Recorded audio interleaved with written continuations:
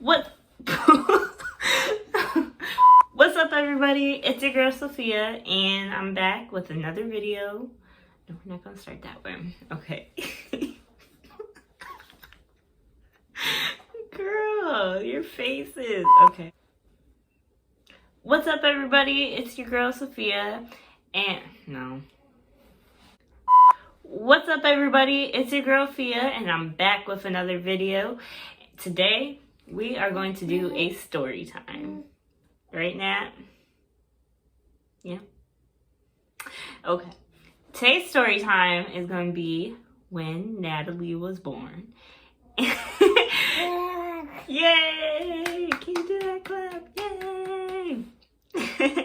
So, I'm going to go back a little bit. Not to the exact day that she was born, but back to November. And yeah.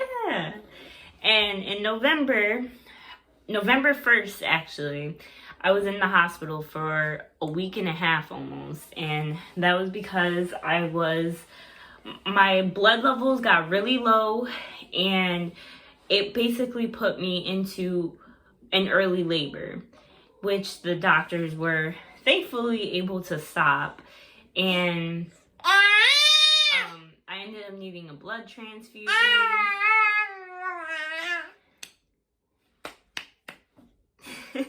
ended up needing a blood transfusion, and yeah, it was a lot. And it was honestly really scary.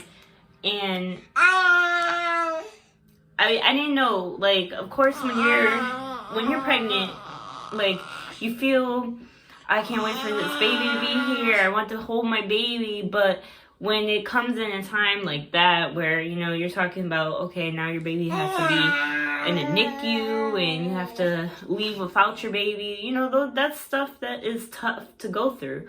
So, you know, on one hand, I would be like, oh, it'd be cool if I got to meet my little girl early. But then at the same time, it's like, stay in there for as long as you can because I want you to be as healthy as you can.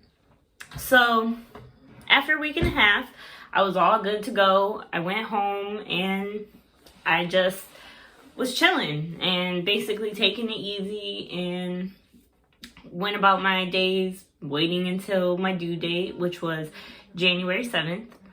And so January 7th comes around, still no baby, still no Natalie.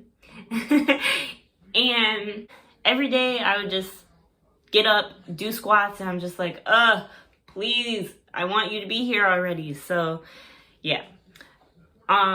So I would go to my doctor's appointments, and, you know, they would do the regular checking her, checking my belly, and, you know, listening for her heartbeat, and they would do that stuff.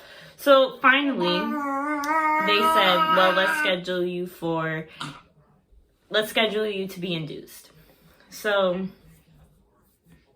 that's what happened. I went in on the 14th. They scheduled it for the 14th of January. And let me tell you, that day was so nerve-wracking. It was a mess, and I was a mess, and I was nervous, and I think back to that day, like, they said, okay, call us in the morning at 8 a.m. and we'll tell you what time to come in. Call them at bright and early, 8 o'clock on the dot. And they're like, okay, well, we'll let you know when you can come in, and, you know, we'll give you a call back. So I'm waiting, and I'm just hanging around, and I'm waiting. And I'm with my dad at this point, and we're driving around, running errands. And then I finally get the call at like 2 in the afternoon. And when I get the call, they're like, okay, you can come in. And I'm like, okay. And I'm like, it's go time. The time is here. The time is now. I was nervous. I was very nervous. When I got to the hospital, I felt shaky. And I felt like, oh man, this is really happening. In less than, I don't know, within hours I will have a baby that is my baby. And I was just like, that's crazy to wrap your head around, you know? So I had my bag together. I had everything I needed to stay in the hospital. And I get there, and the nurses were so nice, and everyone was walking me through what the process would be and what to expect, and it was great. You know, once I got in the process, it was less scary. It was less scary. I had my mom there with me the whole entire time, and you know, I felt a lot better as the day was progressing. Now, even though she was scheduled to be induced on the 14th, I was like, okay, well, they're going to induce me, but hopefully she'll come on the 15th. Because the 15th is my best friend's birthday. So shout out to her. You know, that is my ride or die. I love her to death. And she ended up being born on the 15th. So I guess that's best friend goals. So, but leading up to the 15th, it was... I don't even remember it. It seems like a blur. It seems like, to me in my head, I knew I was in pain, and I knew, like, I don't know, I was uncomfortable. I feel like I was very uncomfortable, but to me that whole day, like, that whole time of going into labor, I would say the day of the 14th was, like, a lot of just waiting around. And then when the 15th came, it was a lot of waiting in the beginning of the day. And then by the end of the day, it was like a lot of discomfort. I was uncomfortable. And I guess I was in pain, but I can't really remember how much pain I was in. I was like, it was just a lot going on. And of course, my mom was there, so she was saying, no, you were in a lot of pain. You were screaming, and you were in pain. And I'm like, you know what? I'm kind of glad I don't remember the extent of the pain that I was in, because it may stop me from having another kid. I don't know. Who knows? But either way, it didn't seem too bad. It seemed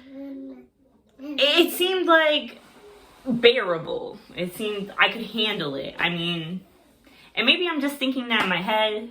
I don't know.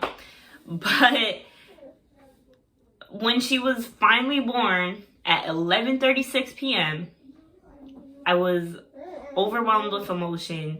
I just held her in my arms, and it was the best feeling in the world. I'm like, wow, I'm finally and officially a mom. So it was a long process. It felt like it was a long process, and it was a long 9 months.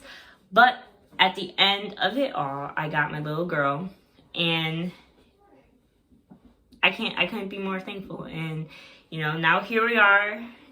She's 9 months, almost a year. I can't believe it. I don't know where the time went. Well, that's my story for the day, guys. Thanks for listening, and make sure you hit that subscribe button, like, share, comment, all that. And I love you guys, and thank you for watching, and I'll see you guys next week with another video. Bye.